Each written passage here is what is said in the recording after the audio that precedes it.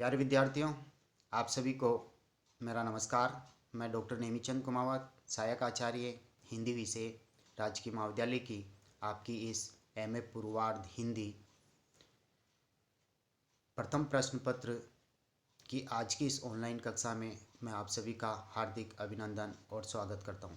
प्यारे विद्यार्थियों, जो पिछली एक ऑनलाइन कक्षा हुई थी जिसमें मैंने आपके हिंदी पूर्वार्ध के जो 4 प्रश्न पत्र होते हैं उसकी अंक योजना और पाठ्यक्रम पर विस्तार से चर्चा की थी, और साथ ही जो एक हाल ही की जो ऑनलाइन कक्षा हुई है उसमें मैंने आपके हिंदी साहित्य के इतिहास के नाम से जो ये प्रथम प्रश्न पत्र हैं उसकी प्रथम यूनिट में जो प्रथम बिंदु उभर कर का आता है वह है हिंदी साहित्य के इतिहास का काल विभाजन, जिसकी पृष्ठभूमि, परिवेश और किन किन चीज़ों का हमें हिंदी साहित्य के इतिहास के काल विभाजन में ध्यान रखना होता है, उन मुख्य मुख्य बातों पर हमने चर्चा की थी। उसी क्रम को जारी रखते हुए आज हम जो विभिन्न विभिन्न जो इतिहासकार हैं जिन्होंने हिंदी साहित्य के इतिहास ग्रंथों की रचना की थी उनके अनुसार जो काल विभाजन किया गया है हिंदी साहित्य के इतिहास का, आज हम उसकी विवेचना करेंगे, उस पर विस्तार से हम चर्चा करेंगे। तो आइए आप मेरे साथ जुड़िए। एक बार पुनः आपका स्वागत। हम आरंभ करते हैं। काल विभाजन का जो मुख्य लक्ष्य होता है वो इतिहास की विभिन्न परिस्थितियों के संदर्भ में, यानी जो परिवेश होता है, जो पृष्ठभूमि होती है उसके संदर्भ में, और उसकी जो प्रमुख घटनाएं होती है और जो प्रवृत्तियों का जो विकास क्रम होता है उन सभी को स्पष्ट करना होता है। यानी काल विभाजन का जो मुख्य लक्ष्य है वो इतिहास की विभिन्न परिस्थितियों के संदर्भ में उसकी घटनाओं और प्रवृत्तियों के विकास क्रम को स्पष्ट करना होता है। अनवरत क्रम से वो जारी रहनी चाहिए, उसमें समन्वय होना चाहिए, तारतम्यता होनी चाहिए। इस संदर्भ में हम डॉक्टर गणपति चंद्र जी गुप्त, जिन्होंने हिंदी साहित्य का वैज्ञानिक इतिहास 2 भागों में लिखा है, उनके इस कथन को यहाँ उल्लेखनीय किया जा सकता है। साहित्य की अंतर्निहित चेतना, यानी साहित्य के अंदर कौन सी चेतना, मानव चेतना विद्यमान है, कि कर्मिक विकास किस तरह से मानव हृदय परिवर्तित हो रहा है, उसकी परंपराओं के उत्थान पतन, किन मूल्यों का उत्थान हुआ, किन भावनाओं का उत्थान हुआ, किन का पतन हुआ, कौन सी संघर्ष की कहानी उसमें रही, एवं उसकी विभिन्न प्रवृत्तियों के कौन कौन सी प्रवृत्तियां रही, कौन कौन से लक्षण उस काल में रहे, उसकी दिशा परिवर्तन आदि के कालक्रम को स्पष्ट करना ही काल विभाजन का लक्ष्य होता है, अन्यथा उसकी कोई उपयोगिता नहीं है। तो ये गणपति चंद्र जी गुप्त जी का ये कथन यहाँ उल्लेखनीय है।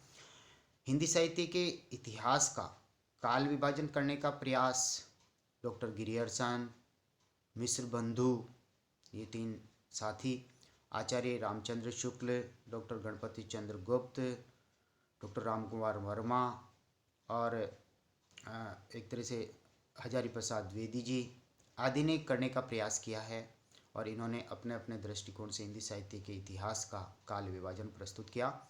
अति कर्मिक रूप से इन सभी विद्वानों के द्वारा जो काल विभाजन प्रस्तुत किया है, सर्वप्रथम हम उन सभी का अवलोकन करेंगे। एक तरह से इतिहास लेखन की जो परंपरा रही है, हिंदी साहित्य के इतिहास लेखन का जो शुभारंभ हुआ और अनवरत क्रम से धीरे धीरे वो आगे बढ़ते हुए आज आधुनिक काल तक पहुंचा है, हम सर्वप्रथम उस पर दृष्टिपात करते हैं। प्रथम बिंदु के रूप में सबसे पहले जो इतिहास लिखा गया था वो फ्रांसीसी लेखक गार्सा दे तासी के द्वारा लिखा गया है। इन्होंने हिंदी साहित्य का प्रथम इतिहास ग्रंथ लिखा जो फ्रेंच भाषा में है, और इस्तवार दे ला लिटरेचर हिंदुस्तानी के नाम से इनका हिंदी साहित्य का प्रथम इतिहास ग्रंथ है। इसी नाम से ये प्रकाशित हुआ था।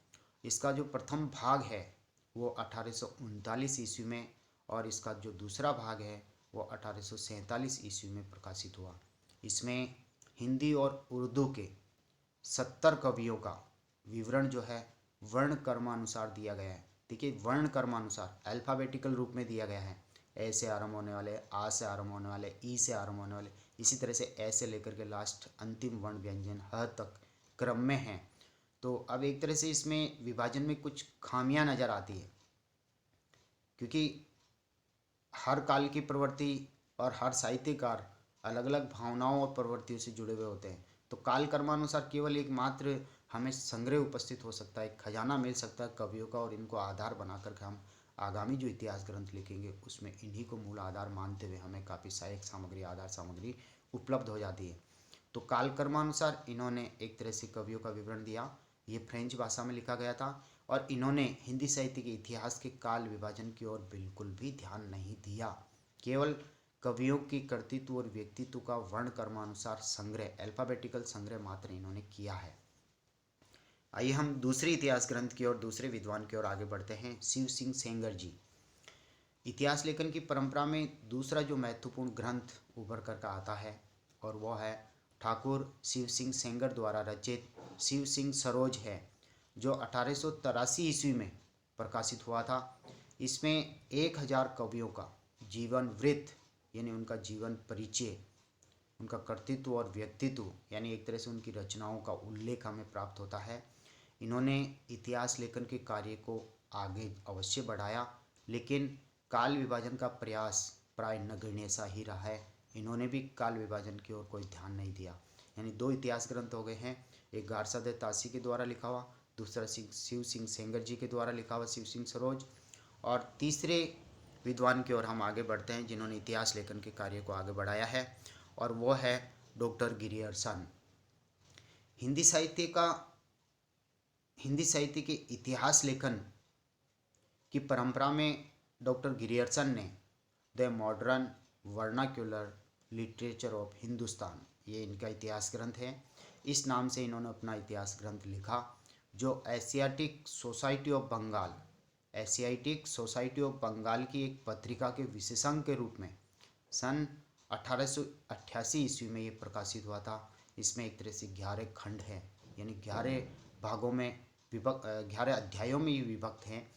इन्होंने पूर्व रचनाओं को आधार बना करके, यानी दो इतिहास ग्रंथ पहले लिखे जा चुके हैं, उन सभी को आधार बनाया और कवियों का काल कर्मानुसार वर्गीकरण प्रस्तुत करने का प्रयास किया। इन्होंने काल विभाजन की महत्ता समझी और हिंदी साहित्य के इतिहास को 11 भागों में विभक्त किया, और ये 11 भाग इस प्रकार हैं। सर्वप्रथम पहला अध्याय है इनका चारण काल, यानी 700 से 1300 ईस्वी तक। इसमें एक ही में समय डाला इन्होंने, और बाकी का केवल नामकरण देखिए। पहले चारण काल, जिन्होंने चारण कवियों ने वीर रसात्मक जो रचनाएं हैं उनका जो सृजन किया था, वो उन्होंने इस चारण काल काव्य में नामकरण में लिया है, रासो काव्य जिसमें सम्मिलित होता है। फिर ये सीधे ही 15वीं शताब्दी के धार्मिक पुनर्जागरण काल पर पहुंच जाते हैं। ये इनका एक शीर्षक होता है, अध्याय का नाम होता है। तीसरा अध्याय है, फिर ये मलिक मोहम्मद जायसी की प्रेम कविता को लेकर के इस अध्याय में उनका विवेचन करते हैं। फिर है जो ब्रज का जो कृष्ण काव्य, सगुण कृष्ण भक्ति का जो काव्य लिखा हुआ है, चौथे अध्याय का वो नामकरण करते हैं। पांचवा जो अध्याय है वो मुगल दरबार से संबंधित हैं, उस दौरान जो साहित्य लिखा गया था वो इस मुगल दरबारी साहित्य में ले लेते हैं। और छठा जो अध्याय है वो तुलसीदास जी, यानी सगुण राम भक्ति काव्य धारा में प्रतिनिधि कवि तुलसीदास जी और उनके समकालीन कवियों को इसमें सम्मिलित कर लेते हैं। फिर ये रीति काव्य पे आ जाते हैं। एक तरफ 5वें नंबर पे मुगल दरबार अध्याय रखा है, इधर 7वें नंबर पे फिर रीति काल रखा है। और फिर ये तुलसीदास जी के प्रवर्ती कवियों को 8वें अध्याय में रखते हैं। और 18वीं शताब्दी से संबंधित जो साहित्य हैं, जो सृजन हुआ, वो इन्होंने 9वें अध्याय में रखा। और 10वें अध्याय में इन्होंने कंपनी के शासन में जो हिंदुस्तान है उसको लेकर के इन्होंने सृजन किया है। और फिर 11वें अध्याय के रूप में इन्होंने शीर्षक दिया है महारानी विक्टोरिया के शासन में हिंदुस्तान।